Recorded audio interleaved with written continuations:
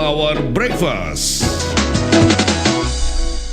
Selamat pagi pendengar dan juga netizen dimanapun Anda berada, senang sekali saya Beri Hamzah kembali menjumpai Anda dalam program Power Breakfast yang tentunya tidak hanya bisa Anda dengarkan di radio tapi juga di media sosial Nyalsinta, YouTube salah satunya. Anda bisa langsung menuju ke kanal YouTube Nyalsinta untuk bisa melihat perbincangan saya dengan narasumber Power Breakfast di pagi hari ini. Nah, narasumber kita pagi ini adalah seorang tokoh sepak bola nasional yang viral usai terjadi tragedi Kanjuruhan pada 1 Oktober yang lalu yang cukup memilukan dan menjadi sebuah tragedi di Indonesia. Berkat keahliannya, ia menjadi satu-satunya warga negara Indonesia pemegang lisensi FIFA dan AFC untuk safety dan security dalam pertandingan sepak bola. Beliau adalah Pak Nugroho Setiawan dan saat ini menjabat sebagai Security Officer AFC dan diangkat juga oleh FIFA untuk menjadi Hygiene Officer. Halo Pak Nugroho, selamat pagi, apa kabar Pak? Ya. Sehat-sehat Pak? Alhamdulillah ya, semoga semuanya dalam keadaan sehat, pendengar semuanya. Alhamdulillah, saya termasuk salah satu yang waktu itu awal-awal tragedi Kanjuruhan kirim WA ke Pak Nugroho. Tapi tidak direspon. Kemudian di grup jurnalis PSSI waktu itu, kemudian muncullah ada statement yang dibagikan oleh teman-teman bahwa Pak Nugroho tidak ingin memberikan komentar terlebih dahulu supaya tidak semakin kemana-mana. Sikap seperti itu yang diambil oleh Pak Nugroho mungkin supaya tidak memperkeruh suasana waktu itu ya, Pak Nugroho ya? Betul sekali, mohon maaf. Tapi nggak apa-apa Pak. Hari ini mungkin karena Bapak juga sudah ada waktu luang, tapi di awal ini kita akan ngobrol-ngobrol hal yang ringan-ringan dulu nih Pak. Sekarang masih di rumah atau di mana Pak? Saya sedang di Bali menemani siswa Papua Football Academy untuk uji tanding, juga pembangunan karakter. Mereka kan di asrama selama 2 tahun.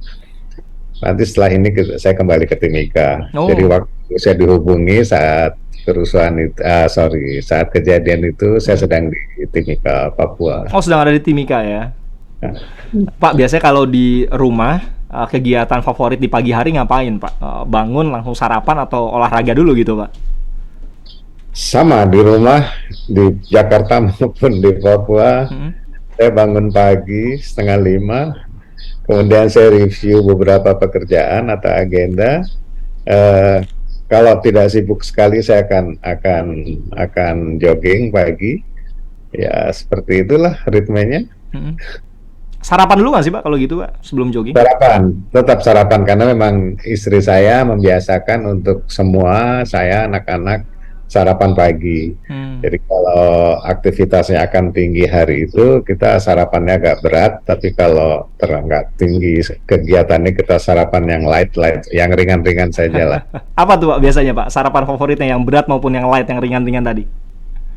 Ya, bubur ayam saya suka ya kan, kemudian toast roti atau buah ya kan, atau kadang-kadang kalau sedang malas ya sekedar minum kopi tanpa gula, kemudian 1 slice roti tawar dengan aksesorisnya, itu saja dulu. Saya kebetulan pagi ini belum sarapan tapi udah ngopi Pak. Jadi mungkin setelah ini nanti setelah siaran baru sarapan biasanya.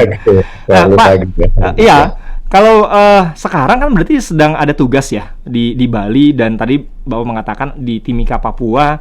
Kebiasaan itu juga masih tetap kebawa meskipun dalam suasana sedang bekerja gitu Pak? Iya tetap, karena ritmenya kita mulai dari 4:30 pagi ya. 5 pagi, kemudian di usia saya kalau bisa saya akan tidur sebelum jam 12 malam supaya waktu cukup, metabolismenya terbangun kembali, secara fisik juga mungkin sudah nggak seperti 20 tahun yang lalu. Kalau waktu untuk keluarga bagaimana? Di weekend gitu Pak, ada waktu senggang nggak sih yang memang harus untuk waktu itu betul-betul disediakan untuk keluarga, quality time gitu Pak dengan keluarga?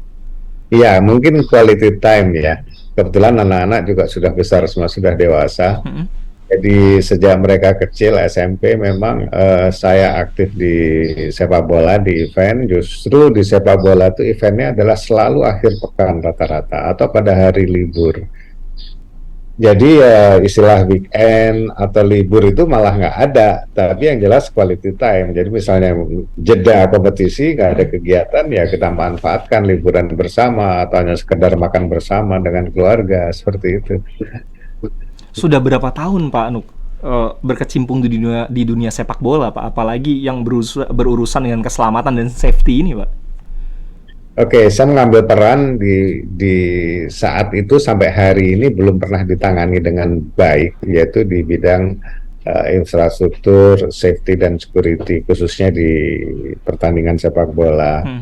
Karena kalau berapa lama sejak 2008 ya, kurang lebih sudah 20 tahun barang hampir 20 tahun 20 mungkin. tahun.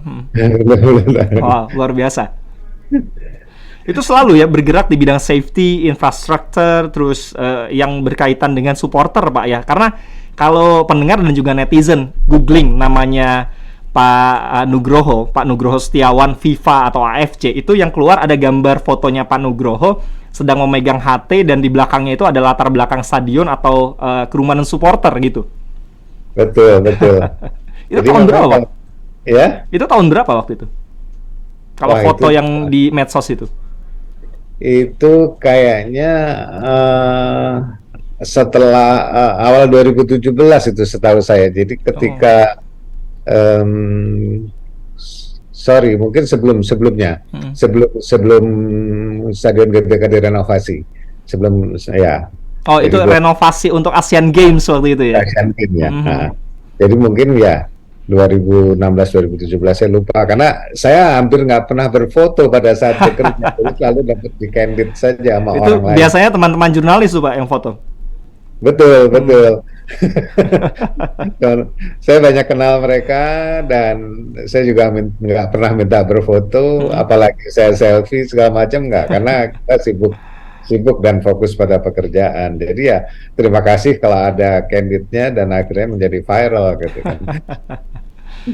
Pak, ini kan nggak banyak ya orang Indonesia yang seperti Pak Nugroho punya keahlian security dan safety dalam pertandingan sepak bola. Apa yang jadi latar belakang Pak Nugroho ini sekarang kok concern sekali Pak ya selama kurang lebih 20 tahun ini di bidang safety untuk sepak bola Pak? Iya, jadi di dalam screen laptop saya tuh sampai mungkin pernah di komplain karena selalu the Indonesian Football Dreams, yaitu pertandingan sepak bola yang aman dan nyaman. Jadi pertama tadi saya menangani hal ini kan satu hal yang tidak pernah ditangani dan dilirik oleh orang lain. Jadi saya tangani dan memang saya punya passion di situ. Nah, ini salah satu syarat sebenarnya. Sebenarnya kenapa menjadi sedikit? Sebenarnya banyak yang berminat. Cuma ada 3 faktor, yaitu brainware, software, hardware. Lah, teman-teman ini mungkin lebih tertarik pada software dan hardware. Brainware ini kita menyangkut pada mentalitas. Kita passion kita di bola. Jadi passion di bola, passion juga di safety security. Safety security dimulai dari diri sendiri. Nah, ini perlu suffer, perlu pengorbanan. Nah, kadang-kadang pengorbanan ini yang tidak menjadi etos dari teman-teman yang lain. Saya yakin banyak ya. Seandainya sepak bola kita ini organisasinya stabil, kemudian persepsi manajemen di klub maupun di regulator dan operator bahwa pengamanan itu bukan sekedar biaya, budget, tapi sebuah investasi atau sebuah sustain program, saya rasa banyak yang akan berkarir di bidang ini. Itu kurang lebih sih yang saya alami. Karena memang sepak bola di Indonesia lebih mengutamakan unsur yang penting nonton, terhibur, tapi lupa akan safety-nya gitu? Betul. Jadi dimulai dari penyelenggaranya sendiri. Mungkin tujuan utama nih, dulu sebelum pandemi kita menjadi booming sepak bola ini, selalu tujuan utamanya revenue ya. Sekarang setelah pandemi, kita ingin mengembalikan revenue itu lagi, sehingga ada kerinduan orang untuk berkumpul, bersosialisasi. Nah, ini tidak pernah perhitungkan dari awal. Saya lihat memang situasi di kultur kita belum mengutamakan safety. Sementara di FIFA sendiri dia sudah mencanangkan penonton itu adalah customer. Jadi sepak bola kita sudah industri. Jadi ya gitu tadi. Sepak bola, safety security ini harus mendapatkan porsi keterwakilan di manajemen, entah itu nanti di expo atau apa gitu. Dulu saya di komite tetap keamanan PSSI. Nah, itu pun juga cuma stempel, cuma performa, tapi itu tadi kembali kepada passion. Nah, saya harus berinisiatif untuk saya tanya kepada exco ataupun ketua umum atau sekjen, goal kita apa? Mau dimulai dari Pak Nurdin Halid dulu, yang penting tidak ada kerusuhan. Oke.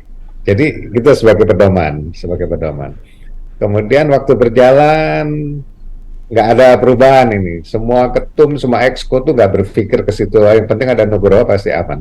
Nah, kemudian masalah seorang sekjen yang masih muda, namanya Ratu Tisa. Ya, seorang yang memiliki manajerial yang baik ya, yang memang masih muda, mungkin wisdomnya belum terlalu muncul, tapi anak ini cukup cerdas secara manajerial. Sampai saat ini itu yang saya temui. Mungkin ada orang lain, kita bisa saja ketemu, tapi dia punya satu program yang namanya Zero Incident. Nah, karena dia seorang seorang yang memiliki manajerial, kemampuan manajerial, jadi zero accident ini selaras gitu. Saya senang gitu. Jadi kita akhirnya saya berinisiatif membuat satu program atau satu langkah untuk supaya jangan sampai ada insiden atau accident di dalam pertandingan sepak bola. Karena di beberapa pertandingan, baik itu timnas maupun klub, itu keluarga sudah mulai datang ikut nonton. Dimulai ini kan menggembirakan ya. Ini menggembirakan. Ada anak-anak dalamnya juga, Pak, ya. Betul. Tapi tidak ditunjang dengan fasilitas atau kelayakan infrastruktur. Jadi beberapa stadion, mostly hampir di seluruh stadion Indonesia, kecuali yang baru-baru atau yang baru saja direnovasi, itu tidak memiliki fasilitas evakuasi yang layak. Standar minimalnya apa sih, Pak? Oke, standar minimal itu ya rencana evakuasi itu, strukturnya atau infrastrukturnya harus didesain dari awal, sejak mendirikan stadion itu, dari sejak perancangan. Nah, rata-rata stadion kita kan stadion era 70 sampai era 10. Situasi crowd-nya berbeda, kemudian situasi crowd-nya berbeda, kemudian desainnya juga berbeda, ya kan? Jadi desainnya masih tradisional gitu. Bahkan ada beberapa yang mungkin sebenarnya pada era itu sudah dibuatkan pintu-pintu yang cukup, tapi kembali ke situasi sekarang, crowd-nya berbeda, menjadi tidak cukup. Satu. Yang kedua, konstruksinya. Misalnya pintu itu harus bisa dibuka lebar, tapi karena bertahun-tahun tidak terawat, masalah perawatan stadion, jadi macet. Ya, pintunya menjadi mati, berkarat, seperti itu misalnya ya. Nah, kalau stadion-stadion yang baru seperti GBK setelah renovasi, itu pintunya pintu-pintu otomatis yang dikendalikan oleh satu operator di ruang kendali. Jadi pada saat pertandingan usai, pintu bisa dibuka semuanya gitu kan. Tapi di sebagian stadion yang lain masih manual, bahkan karatan. Jadi sehingga mau dibuka pun nggak bisa, apalagi secara manual, yaitu orang. Kita keliling stadion itu kurang lebih kan antara 800 sampai 1.200 meter ya. Jalan keliling itu. Kalau pemegang kunci hanya satu orang, dari pintu 1 sampai pintu 24 misalnya, itu memerlukan waktu 1 jam, ya kan? Iya. Tapi kalau pintunya dibuka terus, nggak ada yang jaga, karena ini juga masalah disiplin, pasti disusupi oleh penonton yang tidak bertiket, sehingga menjelang pertandingan usai malah malah makin penuh, misalnya kayak gitu kan. Jadi Mhm. perlu kedisiplinan kayak gitu. Sementara ya gitulah. Ya, kalau kalau pintu tadi kan Pak, ada ya menggunakan kecanggihan teknologi lah ya, paling tidak seperti itu. Sehingga pada saat menjelang pertandingan berakhir itu bisa dibuka secara otomatis. Nah, ini kan namanya alat Pak. Jika terjadi sesuatu, apakah tanpa dijaga oleh steward ataupun petugas yang berjaga di pintu, ini juga pintu otomatis tadi bisa dibuka secara manual, minimal paling tidak oleh supporter lah, untuk bisa membuka jika terjadi sesuatu emergensi gitu Pak. Ya, jadi prinsipnya pintu itu misalnya terjadi kendala Hmm. elektronik, kendala elektrikal, kendala teknologinya, pintu itu dengan tekanan massa akan terdobrak keluar. Pintunya harus bentuknya swing, jadi dia membuka keluar, bukan membuka Hmm. ke dalam, ya kan? Pintu sliding pun juga harus dihindari, karena pintu sliding ini kalau ditekan, dia malah kokoh Makin kan. Jadi, kunci ya, mengunci ya. Hmm. nah, saya sebagai praktisi, saya bukan desainer dari stadion. Ada Ya. desainer khusus stadion di Indonesia dan mungkin belum performance-nya juga belum kelihatan baik, ya kan? Masih kalah dengan kepentingan bisnis. Nah, saya sebagai praktisi, saya menyiapkan orang. Saya membentuk tim sendiri. Saya membentuk tim sendiri yang tugasnya langsung di bawah kendali saya. Dia tuh kayak satu kompi lah jumlahnya, Hmm. yang kompi siap sedia gitu. Jadi mereka saya beri peralatan gunting gembok, pemadam kebakaran ringan, aqua, permen untuk pengendalian massa. Paling tidak ketika terjadi antrian stuck, kita beri permen atau kita kasih minum akan cool. Kemudian pernah di GBK ketika belum renovasi itu ada petugas keamanan sendiri yang mungkin sudah menjelang pensiun Hmm. terkena serangan jantung. Nah, Oh. sementara pintunya tergembok, pintu yang dimana dia Berjaga. harapkan ya. Hmm. Jadi ya akhirnya kita putus gemboknya. Nah, itu sebelum renovasi. Setelah renovasi, pintu itu memang elektrikal, tapi juga ada kendala kadang-kadang. Tidak semuanya seindah dalam perencanaan. Iya. Menetralkan itu perlu petugas sendiri. Akhirnya kita paksa kita putar keluar pintunya untuk bisa mengeluarkan Penonton korban. ya. Gitu ya. Jadi mitigasinya saya masih tetap menggunakan orang tim yang berada dalam kendali saya langsung, dan ini terlatih karena selalu saya ingatkan dan memang saya pilih sendiri dan saya latih sendiri. Hmm. Itu mitigasinya antara lain. Dalam hal ini berarti kita tidak bisa berpatokan terhadap plan A Pak ya, bahkan harus ada sampai plan Z Pak ya. Kalau kita bisa mungkin ya pendengar melihat atau mendengar apa yang tadi dijelaskan oleh Pak Nugroho, Pak Nugroho ini selalu menyiapkan plan atau kondisi yang tidak ideal yang selalu disiapkan. Seperti itu Pak ya. Betul. Jadi pertama memang keamanan itu tidak datang given gitu saja ya dari Tuhan, dari Allah, tidak, ya kan. Dia berdasarkan perencanaan. Setelah itu saya harus membuat backup plan itu ABCDE 1 2 3 4 5 sampai 5 pilihan, ya kan. Karena apa?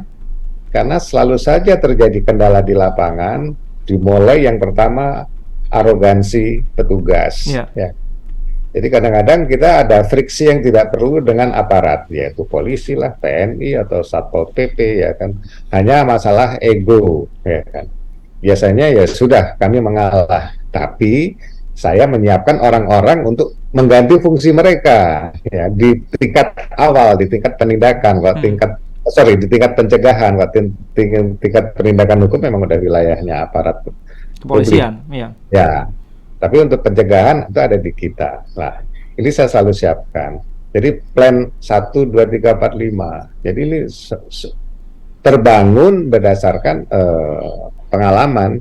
Karena saya mau mulainya dari sebuah klub kecil, Pelita Jaya waktu itu. kemudian saya menangani pertandingan-pertandingan tertentu di PSSI, kemudian menjadi konsultan untuk Badan Liga Indonesia dan PT Liga Indonesia, tapi belum baru ya. Nah, sekarang kan PT Liga Indonesia baru, itu saya tidak terlibat lagi.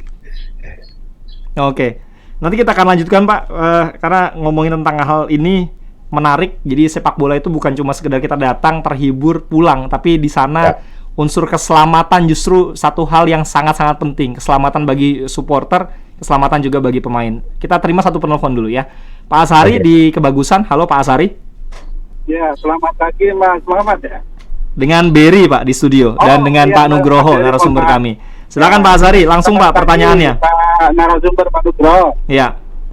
Ya, masyarakat atau publik ini sudah haus dengan apa ya? Seorang pemimpin yang mengerti luar dalam manajemen kepengurusan PSSI. Tapi selama ini kita hanya tahu seperti apa gitu.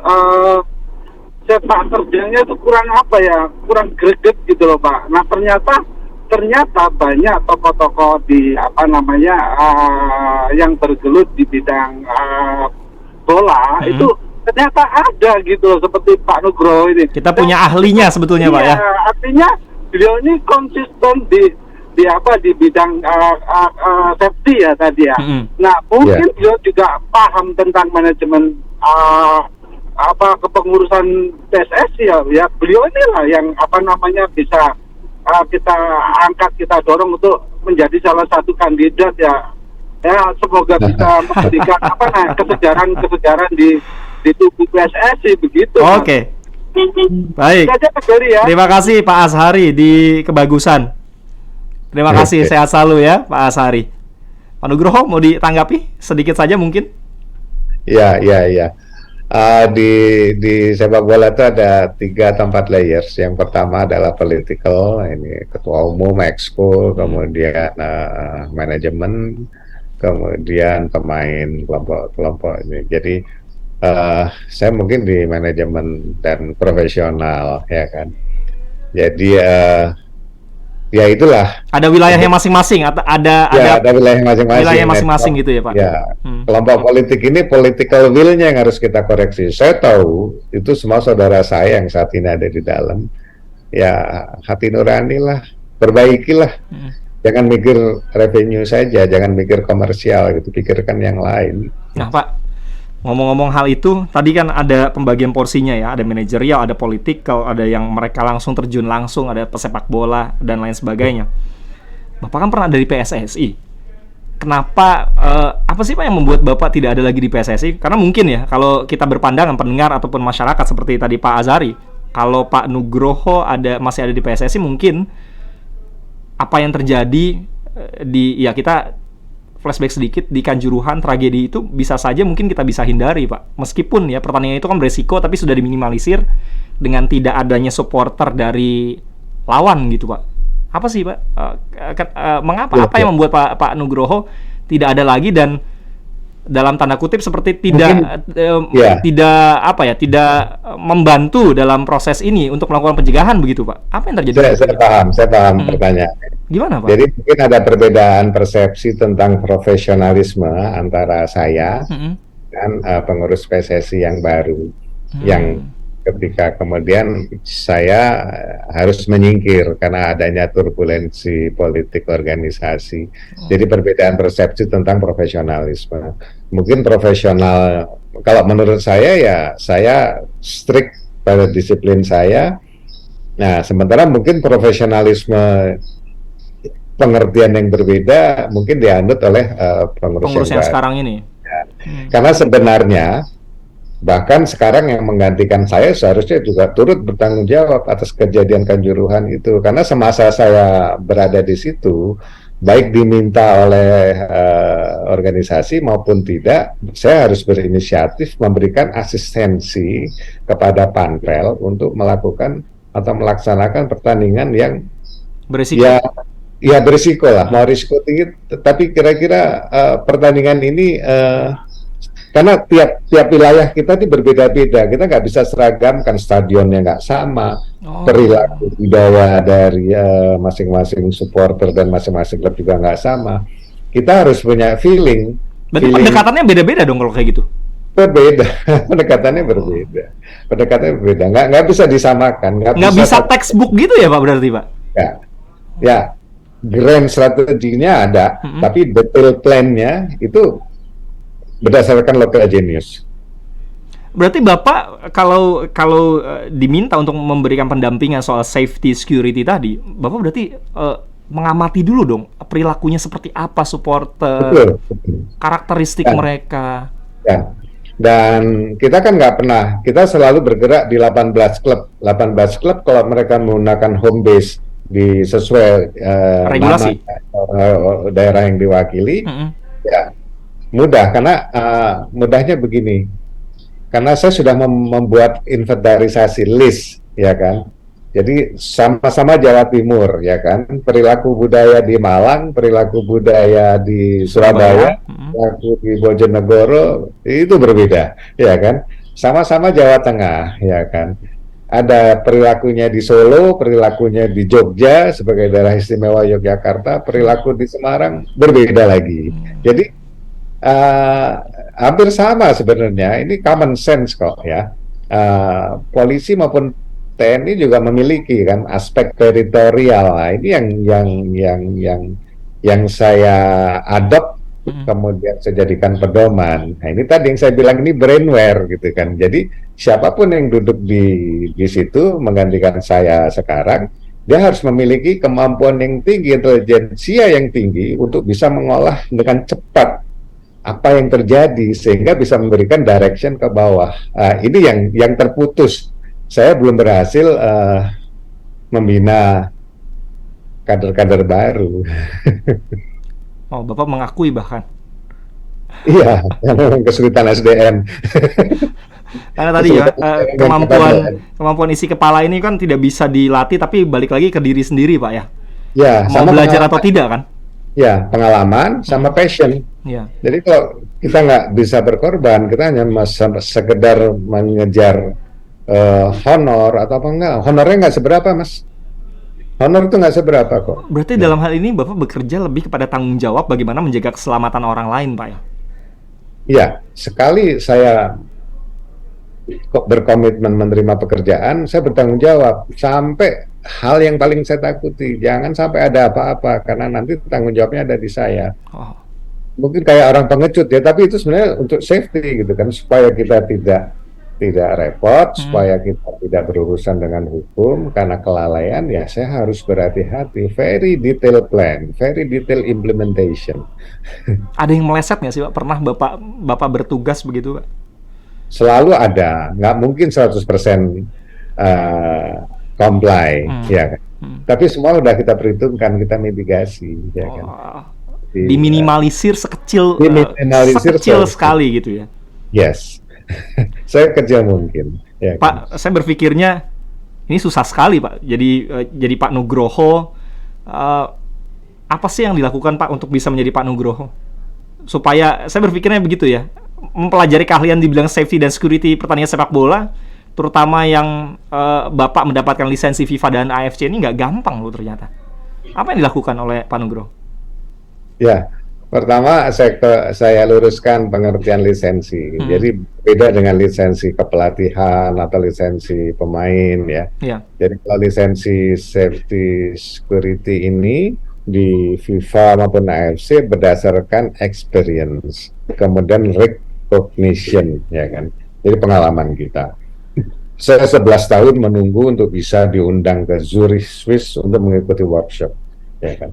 Karena mau apply ya nggak bisa, nggak ada, mereka nggak buka, iya kan. Ada pendahulu saya namanya sama di belakang, yaitu Temi Setiawan, cuman beliau backgroundnya arsitek, ya kan. Jadi common sense ke security-nya mungkin oke, bukan wilayah beliau, tapi ke safety-nya karena beliau seorang desainer bangunan mungkin masuk gitu. Nah, kemudian ada setelah itu dari Polri, perwira tinggi, almarhum Brigjen Ashar Surya Broto, kemudian saya, ya kan. saya belajar dari pengalaman para senior ini. Nah, tadi pertanyaannya bagaimana prosesnya? Yaitu, jadi berdasarkan pengalaman, jadi setelah 11 tahun di serve di bidang safety security, baru saya mendapat kesempatan membuktikan, ya kan, membuktikan kepada FIFA di dalam sebuah workshop bahwa saya sudah mampu seperti yang mereka harapkan.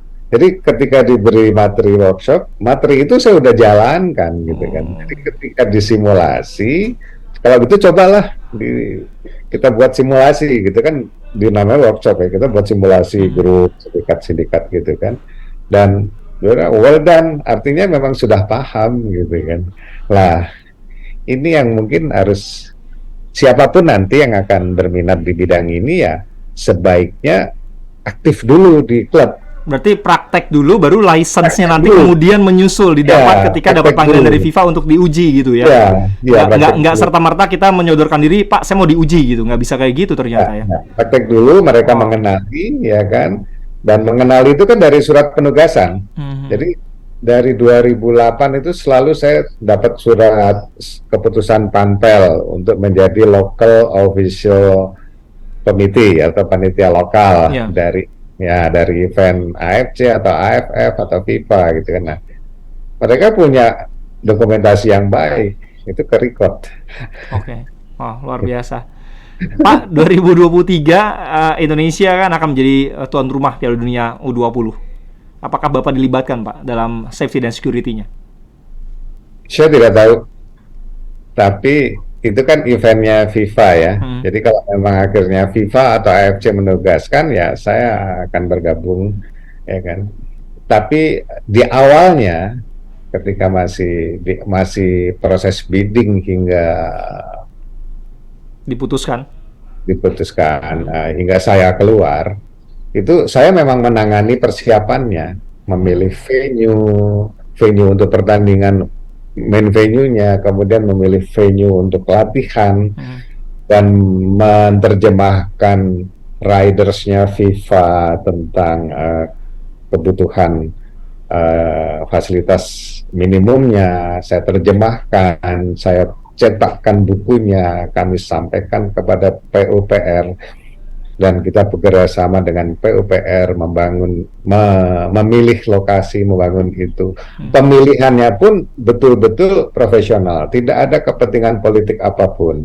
Artinya apa? Ketika kita pairing gitu di dua kota, pertandingannya ada di dua kota karena ini kompetisi. Itu main venue-nya di mana, tempat latihannya juga maksimal harus 1 jam.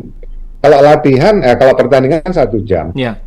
Karena ini situasi traffic di kita kurang menguntungkan, jadi saya pilih tempat latihan itu harus paling lama 1/2 jam dari hotel tempat dia menginap. Sedetail itu ya? Ternyata Pak Nuk sampai sedetail itu juga dilibatkan memilih. Saya berpikir begini, Pak. Yang paling penting itu dekat aja deh. Bagaimana hotel ke lokasi berlatih, hotel ke lokasi bertanding. Saya pernah juga melakukan liput-liputan di lapangan ke beberapa daerah ya, bahkan sampai juga ke event-event tertentu di mana timnas mengikutinya. Itu bagaimana jarak dari hotel ke lokasi berlatih dan bertanding. Kami yang jurnalis saja sempat mengeluhkan, wow ini jauh sekali begitu. Tapi ternyata memang ada aturannya begitu, Pak. Ada aturannya. Jadi pemain ini kan bintangnya nih, ya kan? Betul. Nggak boleh capek. Dia nggak boleh capek, dia nggak boleh cedera sebelum mereka perform. Ya kan, kalau mereka cedera di lapangan itu risiko. Tapi kalau mereka cedera sebelum pertandingan, itu salah satu risiko yang menjadi tanggung jawab dari safety security officer. Jadi saya baru tahu nih, ternyata bukan cuma soal supporternya, bahkan di luar lapangan juga jadi tanggung jawab Pak Nuk sebagai safety officer yang related kepada perangkat pertandingan, pemain dan perangkat pertandingan, termasuk match commissioner-nya, kan seperti itu. Jadi kalau tadi pertanyaannya dilibatkan atau tidak, di awal memang saya terlibat, kemudian karena tadi satu hal, kemudian silam, ke depannya ya seandainya memang diperlukan khususnya Siap, Pak, dari ya? FIFA ya saya siap. Oke. Ya kan? Karena memang sudah ada komunikasi kecil juga dengan Departemen Security-nya FIFA. Oke, mudah-mudahan dilibatkan, Pak. Nah, Pak, apa sekarang yang kiranya harus diperhatikan oleh para pecinta sepak bola, Pak, di tanah air, khususnya untuk mendukung kesuksesan Piala Dunia U20 di Indonesia pada tahun 2023? Ada juga pertanyaan, kok JIS tidak dipergunakan dan lain sebagainya. Mungkin bisa dijawab, Pak, mengenai hal itu. Ya, sikap kita satu ya menjaga perilaku ya. Karena apapun yang terjadi di Indonesia ini langsung reflecting keluar ya dengan kemajuan teknologi. Tapi fakta yang lain bahwa potensi Indonesia di dalam sepak bola secara komersial itu luar biasa. TV viewer kita yang terbaik, ya kan. Jadi secara komersial aspek kita memiliki potensi yang luar biasa. Kemudian soal kenapa JIS dianggap tidak layak, saya mengalami sendiri bahwa saya menangani sebuah pertandingan internasional dalam rangka soft launching JIS, ya kan.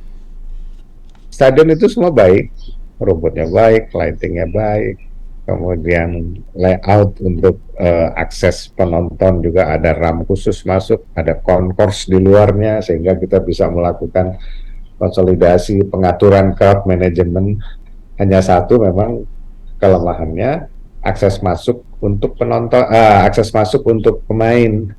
Nah ini saya nggak tahu, tapi desainnya itu tidak mungkin drop off pemain itu dimasuki bis. Jadi bis nggak bisa masuk ke area drop off kan, ceilingnya terlalu rendah, putaran dan elevasi rampnya juga nggak sesuai. Nggak memadai untuk perputaran bis bahkan masuk kendaraan ya.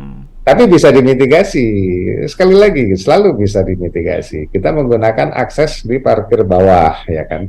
Cuma harus mengorbankan area itu tidak menjadi area parkir. Kenapa? Pembagian waktu nggak mungkin. Pembagian waktu nggak mungkin karena apa? Disiplin para pejabat kita juga buruk ya kan. Satu orang pejabat datang dengan ajudan dan tim media, kemudian kendaraan pengiring dan segala macam. Satu orang pejabat ini rangkaian kendaraannya minimal akan dua kendaraan plus satu sepeda motor pengawal plus pengawal-pengawal yang lain. Nah ini akan memenuhi tempat parkir, ya kan? Nah kebetulan untuk area mitigasi akses masuk JIS itu untuk pemain dipakai untuk area parkir VIP. Ya ini yang sebenarnya bukan satu kendala, tinggal kita samakan persepsi, kita capai komitmen, area ini menjadi milik area pertandingan, selesai. Satu. Yang kedua memang JIS belum, ketika survei untuk venue Piala Dunia belum jadi, belum jadi ya belum masuk ke survei. Mungkin untuk next event bisa. Kekurangan lain yang sifatnya supporting yaitu area di luar stadion. Trafficnya sangat tidak memadai. Kemarin terbukti ketika saya memimpin pertandingan di situ untuk keamanannya, bis pemain saya stuck di luar pagar. Karena tikungannya terlalu patah, tajam. Terlalu tajam. Apakah harus digusur kampungnya kemudian dibangun jalan? Ya bisa saja idealnya. Tapi kita bisa buat rekayasa lalu lintas. Selalu ya. Ada hambatan, ada kendala, selalu ada solusinya gitu, Pak ya? Selalu ada solusinya. Kita bisa membuat rekayasa lalu lintas. Kita bekerja sama dengan Dislantas Polda Metro dan Disub DKI, pasti selesai. Tapi memerlukan waktu yang panjang untuk perencanaan. Ya.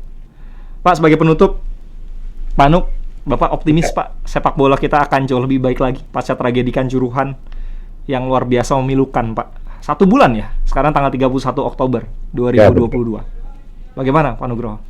Selama tidak ada political will, ini tidak akan berubah. Sorry to say. Political will, saya dan pendengar mungkin bisa menerjemahkannya. Political will ini adalah adanya di balik sosok ketua umum PSSI dan jajaran di bawahnya. Begitu, Pak? I didn't say that, tapi itu karena ini udah menyangkut sesuatu yang luar biasa, keselamatan, pencitraan. Jadi pencitraan itu tidak hanya kita datang ke stadion, kemudian kita say hello pada penonton. Ini yang sering terjadi seperti itu kan, masuk ke Instagram, itu semu buat saya pencitraan. Wow. Ya. Saya tahu maksud Pak Nugroho ke arah mana. Saya nggak pernah buat itu, makanya ketika cari profil saya di media kan susah, karena saya tidak pernah melakukan itu. Ya. Dan bahwa fokus bekerja, yang penting safety dan security itu yang paling utama, Pak ya. Ya, itu yang pertama. Tapi masih adakah orang-orang yang punya political will bagus, Pak, untuk sepak bola tanah air? Saya yakin ada. Salah satunya yang tadi disebutkan sekjen muda, saya juga pernah berbincang langsung, tapi sayang sudah tidak ada di PSSI, Pak ya. Iya, dan saya juga lama nggak bertemu ya. Oke, mudah-mudahan lain waktu nanti kita bisa ngobrol-ngobrol lagi nih, Pak ya. Lebih seru tentang bagaimana safety dan keamanan, dan sepak bola ternyata bukan hanya sekedar hiburan, tapi ada unsur keselamatan di dalamnya supaya keluarga bisa hadir, anak-anak yang ingin jadi pemain sepak bola bisa lihat bagaimana semaraknya begitu, Pak ya. Iya, oke. Terima kasih Pak Nugroho, sehat selalu, Pak. Terima kasih. Selamat pagi. Selamat pagi.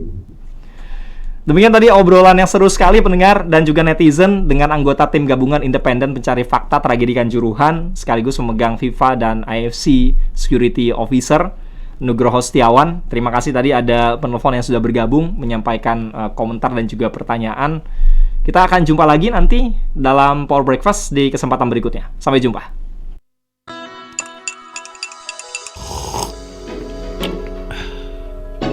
Power Breakfast.